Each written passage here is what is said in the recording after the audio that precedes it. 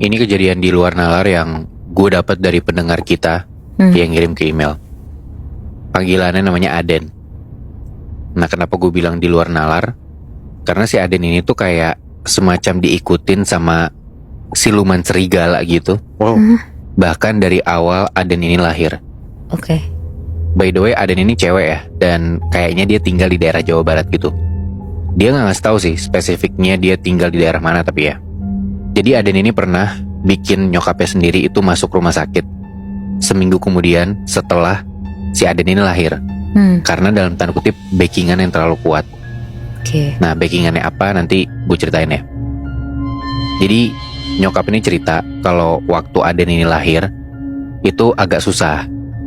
Kakek dan neneknya dari pihak bokapnya Aden ini sampai datang buat ngasih omongan semacam, ini loh kakek sama nenek udah dateng, lahirnya yang gampang enak, jangan nyusahin mamahmu, kata gitu.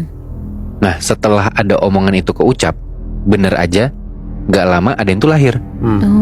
Diceritain gitu sama nyokapnya. Nah, selama Aden ini tinggal di rumah sakit, kata para perawat yang jaga juga di ruangan, dan kata nyokapnya juga, Aden ini sering banget dihampirin sama satu bayangan gede warna hitam. Nah, gara-gara kayak gitu, nyokapnya bilang lah ke bokapnya Aden. Setelahnya, Aden ini dipasangin kalung, dikasih sama kakeknya, dan ada gelang gitu pemberian dari pemuka agama dari satu pura. Jadi kayak dikasih jimat gitulah ya. Oke. Nah, setelah kakek dan neneknya Aden ini meninggal, semua makhluk halus tuh jadi makin berani buat ngedeket ke Aden. Entah itu yang jahat, yang baik, semua tuh pada deketin si Aden ini. Nah, Aden jadi sering ngamuk dan ngomong hal-hal yang berkaitan sama hutan. Nah, orang-orang tuh ngiranya karena si Aden ini ngomongin hutan, ya mungkin ngiranya si Aden ini mau jalan-jalan ke hutan. Cuman ya belum kesampaian aja. Anak kecil juga kan gak mungkin dikasih main ke hutan gitu kan. Iya.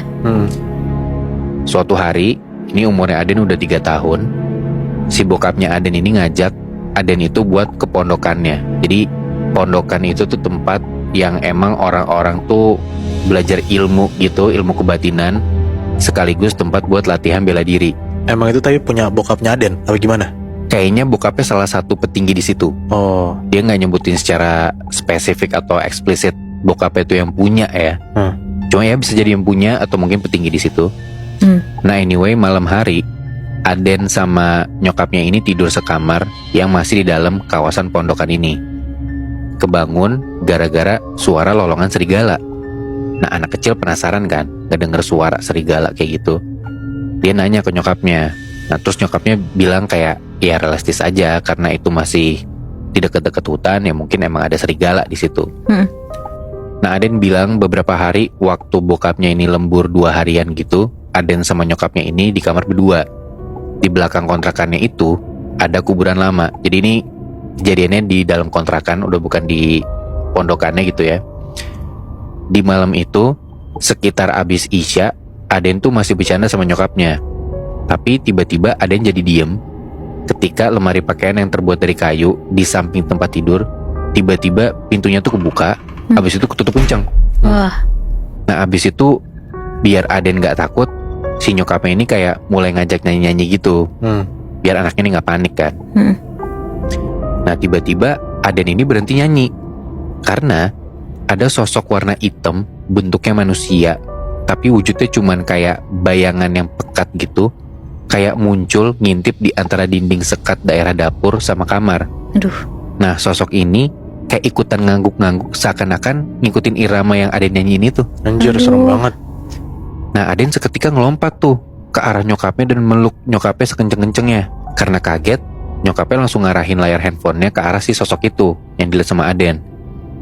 Akhirnya sosok itu kayak pergi aja. Cuman perginya tuh kayak ada orang abis ngintip terus dia pergi gitu.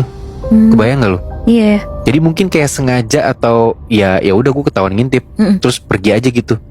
Nah, di situ Aden langsung nangis. Keesokan harinya, kondisi Aden tuh waktu bokapnya pulang udah pucet dan dalam keadaan tidur pules sampai Isya. Nah, setelah Isya kebangun gara-gara si Aden ini perutnya sakit. Dan kata nyokapnya, kondisi pas itu tuh makin parah. Karena nyokapnya Aden ini bisa ngerasain organ-organ di dalam perutnya si Aden ini kayak bergerak gak karuan gitu. Nah, otomatis nyokapnya gendong si Aden ini Terus minta bokapnya buat bikinin susu di botol yang udah disiapin sama nyokapnya Aden. Nah di sini ada kejadian aneh nih Nat, Muy. Biasanya botol susu itu udah pasti tahan sama air panas. Tapi pas bokapnya ngisi air ke dalam botol susu itu, botolnya ini langsung pecah dan kayak jadi abu gitu loh. Buset. Aduh. Aneh banget kan? Iya. Di situ bapaknya kayak berasumsi atau mungkin beneran udah ngerti ya kalau ini emang bukan sakit pada umumnya. Dan juga ada suara lolongan serigala gitu kedengeran deket banget, seakan-akan serigala-serigala ini tuh ada di pintu belakang yang ada di dapurnya rumahnya si Aden ini. Seketika bokapnya ngelongo dari jendela yang ada di kamar ke arah belakang, tapi ya gak ada siapa-siapa di sana, gak ada serigala pun di sana. Abis itu bokapnya ini nelpon saudaranya si Aden yang ada di Cianjur, biar Aden sama nyokapnya ini dibawa aja ke sana. Nah setelah itu mereka dibawalah ke Cianjur dengan harapan makhluk gaib tuh gak ada yang ngikutin. Pas sampai di Cianjur sekitar jam 3 pagi, ternyata suara lolongan serigala itu kedengeran lagi. Ya udah semua yang ada di rumah bangun tuh. Dan di rumah itu tuh, di rumah saudaranya si Aden ini ada 3 orang laki-laki termasuk bokapnya, dan ada 4 orang perempuan lainnya termasuk Aden sama nyokapnya. Nah yang perempuan tuh masuk ke satu kamar dan mulai doa, sementara yang laki-laki tuh keluar dibantu sama orang yang bisa dibilang sesepuh di desa itulah. Sampai azan subuh mereka pergi, dan selama itu juga kata nyokapnya Aden, di dalam kamar tuh kedengeran suara serigala dan ada juga banyak suara harimau dari luar. Buset. Untungnya setelah kejadian itu, hal yang berkaitan sama serigala itu udah gak muncul lagi. Sampai setahun kemudian pun gak ada. Untungnya ya. Singkat cerita, sekitar Aden ini umurnya 7 tahun. Di hari itu tuh dia sama keluarganya berangkat ke pondok tempat ilmu itu. Dan ternyata lagi ada festival budaya yang digelar di desa sekitar pondokan itu. Nah sampai di sana kebetulan banget acara tari-tarian tuh baru mulai. Pas Aden merhatiin para penari ini, entah kenapa pandangan Aden tuh selalu ngarah ke salah satu penari. Aden ngelihat si penari ini langsung kayak tertarik gitu. Nah salah satu warga desa yang di sebelah Aden tuh cerita kalau penari itu tuh ternyata anak laki-laki, dan dia satu-satunya penari anak laki-laki yang ada di desa itu. Si warga ini bilang ke Aden kalau si anak laki-laki ini dia yatim piatu karena para warga tuh nemu dia tuh di dalam hutan sendirian dan gak ada warga yang mampu adopsi dia. Dia juga gak sekolah, jadi kerjaan dia cuman jadi penari yang ikut sama penari-penari lain. Nah bokap sama nyokapnya Aden ngedenger hal itu tuh kayak iba gitulah. Dan setelah itu orang tua Aden tuh minta izin ke warga desa buat pengen ngadopsi si anak kecil laki-laki ini. Awalnya si anak laki-laki ini sempat ragu, tapi akhirnya dia mutusin buat ya udah nggak apa-apa deh, ikut bareng sama keluarganya si Aden ini. By the way, nama anak laki-laki ini Laluan ya. Oke. Singkat cerita, Aden sama Laluan ini makin akrab, dan Laluan ini by the way umurnya tuh lebih tua sekitar 2 tahunan di atas Aden. Nah Aden tuh selalu ngerasa aman banget kalau ada Laluan, sampai Aden tuh beneran nganggep kalau Laluan ini tuh kayak abang kandungnya dia sendiri gitu loh. Jadi kalau kemana-mana Aden selalu sama dia. Pokoknya sering banget pergi bareng, kayak dijagain banget lah si Aden ini sama Laluan. Sampai di umur Aden yang ke-12 tahun, Aden tuh gak terima kalau nyokapnya hamil lagi. Jadi Aden tuh kabur ke pondokan sendirian, dan dia tuh naik angkot gitu ngarah ke desa yang ada di kaki gunung gak jauh dari pondokan. Aden tinggal tuh di pondokan itu selama seminggu lebih. Setelah itu barulah Aden disusul sama Laluan. Karena waktu itu udah keburu sore, akhirnya mereka berdua nginep lagi tuh semalam di sana. Di malam itu bulan tuh kelihatan gede banget kata Aden, dan rasanya bulan tuh cerah banget.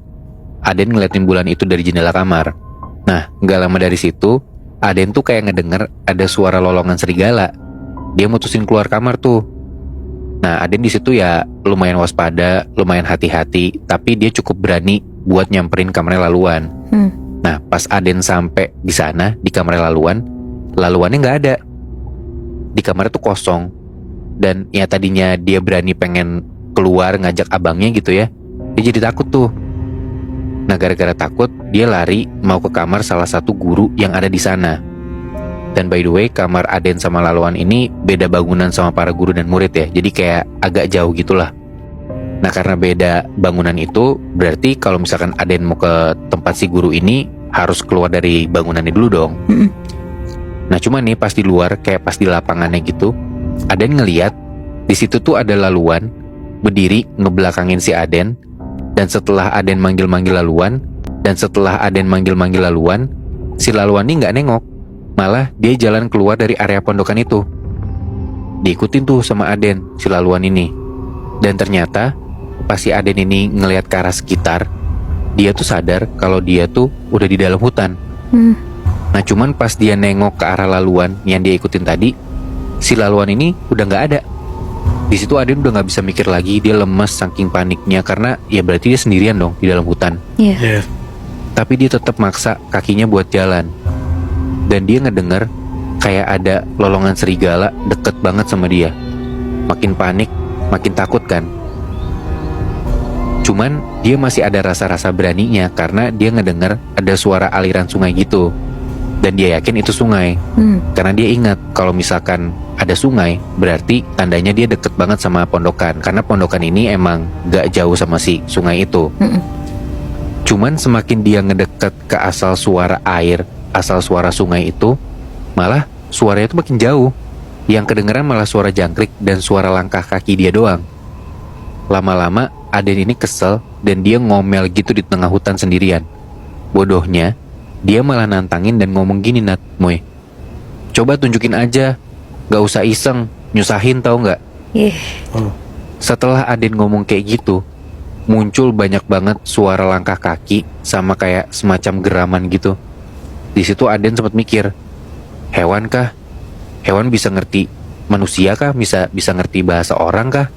Tapi masa suara orang kayak hewan, kayak ngegeram gitu. Terus ada suara lolongan serigala juga. Karena takut, akhirnya Aden ini lari sekenceng-kencengnya dari situ. Nah, karena Aden ini gak bisa lari lama-lama, ya capek lah dia. Akhirnya mulai melambat tuh larinya dia. Tapi suara langkah kaki kayak ada di sekitarnya dia tuh masih kedengeran. Jadi kayak ada tetap suara langkah kaki yang ngikutin dia. Dan malah kakinya Aden ini tiba-tiba kesangkut di antara dua batu gitu. Dan otomatis dia jatuh dong. Lutut sama pergelangan kakinya ini sampai memar. Nah, Aden ini sebisa mungkin kayak ngeluarin kakinya dari batu-batu itu sambil berdoa. Gak lama dia dari nyoba buat ngeluarin kakinya itu, tiba-tiba mulutnya Aden ini dibekep sama orang dari belakang. Pas Aden nengok, ternyata itu Laluan. Dia bantuin tuh si Aden buat ngeluarin kakinya dari si celah batu-batu ini. Terus dia gendong si Aden. Mereka baliklah ke pondok dengan suasana hutan yang sepi banget. Dan setelah sampai di pondok itu, si Laluan ini ngerawat luka Aden tanpa ngomong apa-apa, Nat, Moy. Berarti si Aden gak tahu dong Laluan kemana, ngapain gitu. Gak tahu. Nah, dari situ si Aden nanya nih ke si Laluan, kok bisa ketemu aku? Kata gitu. Kata si Laluan gini, kamu aneh, jalan sendirian ke hutan, malam-malam lagi. Giliran abang samperin, kamu malah lari kayak orang dikejar setan. No. Aden bilang, aku lihat abang keluar pondokan. Kata Laluan, mana ada, ngarang kamu, abang ada di kamar. Kata gitu. Ya Aden kaget dong. Hah, serius? Pas ke kamar abang, aku gak lihat abang. Nah, pas di hutan juga aku cuma dengar suara lolongan serigala sama suara jangkrik dan air. Ya, ditanya sama Laluan, kamu demam? Sepi, di sana gak ada suara apa-apa. Tempat itu juga jauh banget dari sungai. Aneh banget. Dan mulai dari situ si Aden tuh curiga sama Laluan. Laluan tetap kayak abang yang dia kenal sebenarnya. Tapi nih, Nat, Moy, setelah kejadian itu muncul nih kejadian-kejadian janggal lain setiap si Aden ini lagi bareng sama Laluan. Dan selama itu juga rumah tuh selalu diadain pembersihan gitu loh. Mereka juga kayak si orang-orang ini, si Aden, bokap nyokapnya, itu selalu dibersihin gitu. Nah, cuman masalahnya setiap ada kayak acara pembersihan ini, Laluan dulu gak pernah dateng. Kayak dia pergi entah kemana gitu. Kayak ngehindar ya malah ya? Kayak ngehindar, bener. Singkat cerita, umurnya si Aden ini udah mau 17 tahun, Nat, Moy. Terus tiba-tiba bokapnya ini bilang ke Aden kalau nantinya gak usah takut, karena bakal ada yang ngasih kamu senjata, dan senjata itu bakal keluar dari badan kamu lewat mimpi. Anjir, aneh Oke. banget. Nah Aden tuh ngangguk aja jawabnya. Tapi ternyata benar aja Nat, Moy. 3 hari sebelum hari ulang tahunnya si Aden ini, dia tidur dan dia mimpi. Di dalam mimpinya dia itu, dia didatengin sama seorang laki-laki. Pakaiannya tuh tradisional. Laki-laki ini tuh kayak auranya bagus, bersih. Terus tiba-tiba si laki-laki ini ngedeket ke arah Aden sambil senyum. Dan pas mereka berhadapan gitu, tiba-tiba si laki-laki ini tuh kayak narik sesuatu dari tangannya Aden. Muncul tuh dari badannya Aden ini kayak panah gitu, anak panah dan bercahaya. Terus diambil lagi kayak dari badannya Aden, dan muncul lagi kayak ada satu senjata yang bentuknya tuh jepit rambut, kayak ditusuk pakai konde gitu, ada permata birunya di ujungnya. Terus laki-laki ini bilang, ini bisa jadi sebuah senjata, gunakanlah di waktu yang tepat. Katanya gitu. Oke. Nah sampai suatu hari nih, Aden tuh pernah sakit Nat, Moy. Sampai dia tuh gak bisa makan apapun dan cuma bisa minum doang. Dia tidur tuh di hari itu. Selama di dalam tidurnya ini, Aden tuh bilang kalau dia tuh ada di sebuah kawasan gedung tinggi, tapi udah usang. Di satu titik tempat itu tuh yang kelihatan kayak ada bekas kolam renang gitu. Dia ngeliat ada sekelompok orang yang dia tuh kenal banget. Mereka tuh kayak bapak-bapak pengurus yang ada di wilayah tempat tinggal si Aden ini. Nah di sana tuh tapi aura mereka tuh kayak hitam pekat, kayak gelap gitu. Dan Aden ini sadar kalau mereka tuh bukan manusia asli. Jadi ketika si orang-orang ini ternyata kayak mau nyerang Aden, si Aden tuh bisa langsung ngelakuin apa aja supaya si orang-orang ini tuh kalah. Dia serang-serang tuh si makhluk-makhluk yang auranya gelap ini. Si Aden ini langsung ngeluarin tusuk konde dari kepalanya dia. Terus tusuk konde ini bisa dia ubah jadi belati, kayak jadi pisau gitu. Terus dia arahin nih belati ini ke mereka yang mau nyerang Aden. Si Aden berusaha keras tuh buat nyoba ngalahin mereka. Dan entah kenapa si orang-orang ini tuh kayak kelihatan getol banget mau ngalahin si Aden. Tapi Aden ini juga bisa ngelawan. Mereka saling serang sampai ada kayak cahaya gitu, cahaya emas ikut ngebantuin si Aden ini, dan ngebuat orang-orang yang dilawan Aden ini kayak kebakar gitu. Setelah lama-lama cahayanya itu redup, si Aden ini bisa ngelihat kalau dari cahaya ini muncul laluan di situ. Jadi si cahaya ini tuh kayak laluan yang masuk ke dalam mimpinya si Aden ini. Terus dari situ laluan tuh narik Aden kabur buat masuk ke dalam si gedung usang ini. Tapi anehnya si Aden ini gak ngerasa capek sama sekali, padahal dia udah lari kenceng banget sama si laluan. Karena mungkin si Aden ngerasa dia pun sadar kalau itu tuh mimpi. Yang dia bingung ya kenapa laluan bisa sampai ke mimpinya dia gitu loh. Sebelum Aden sempet nanya ke laluan, tiba-tiba ada ular yang di kepalanya kayak ada segitiga gitu datang, dan mata ular ini merah natap Aden dan laluan. Di situ Aden sama laluan tuh kerjasama supaya ular ini bisa kalah. Entah udah berapa lama mereka berdua gantian nyerang si ular ini, tapi ular itu tetap gak ancur-ancur. Terus laluan tiba-tiba nyerang ke arah kepalanya si ular ini, dan si Aden tuh kayak mau misahin antara kepala dan badannya si ular ini. Setelah dicoba 3 kali, akhirnya kepala sama badan ular ini berhasil pisah tuh. Udah selesai, ularnya udah kalah.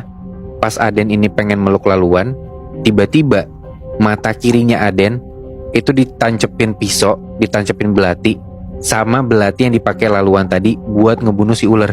Anjing, dibunuh sendiri dong berarti. Nah tiba-tiba entah kenapa si laluan ini nancepin belati ke matanya si Aden. Aneh kan?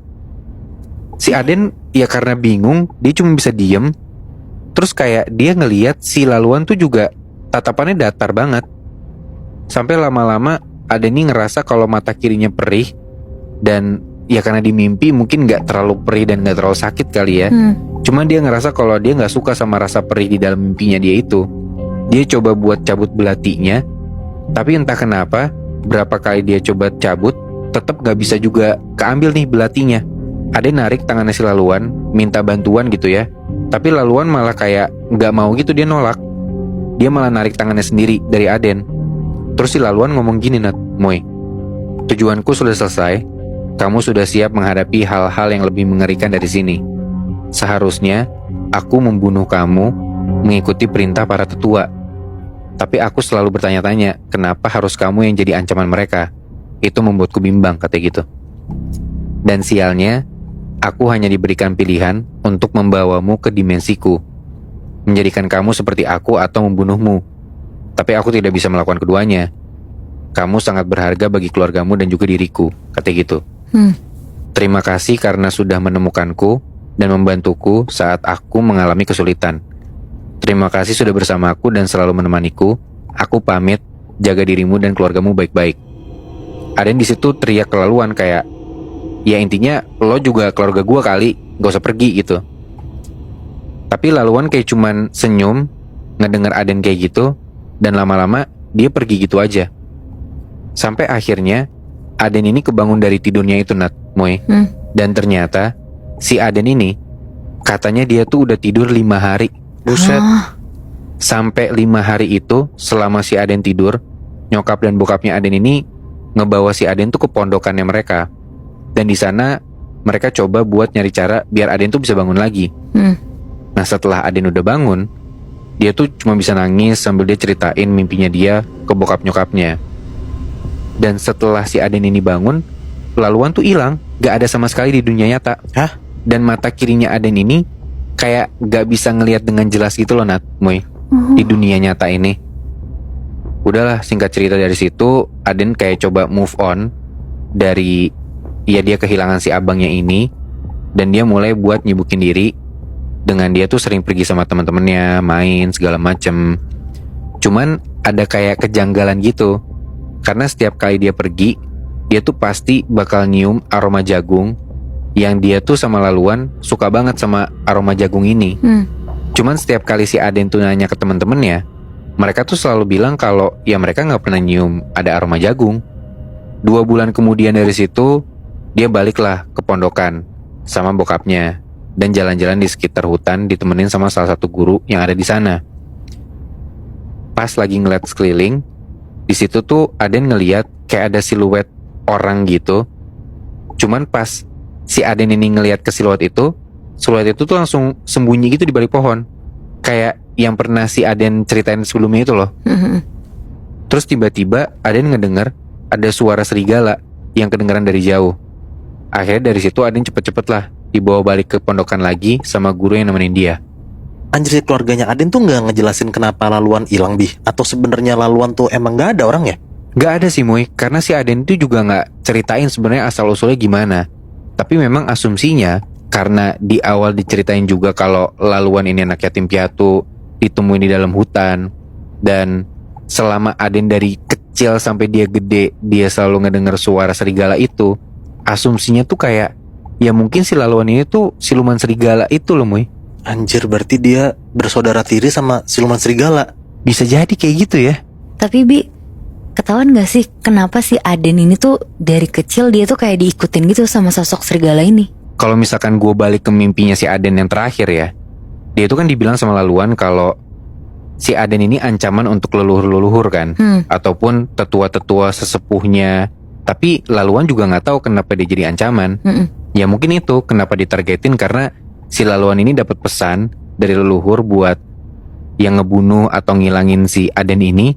Tapi ya ujung-ujungnya laluan juga nggak tega karena dia juga nggak tahu salahnya Aden apa.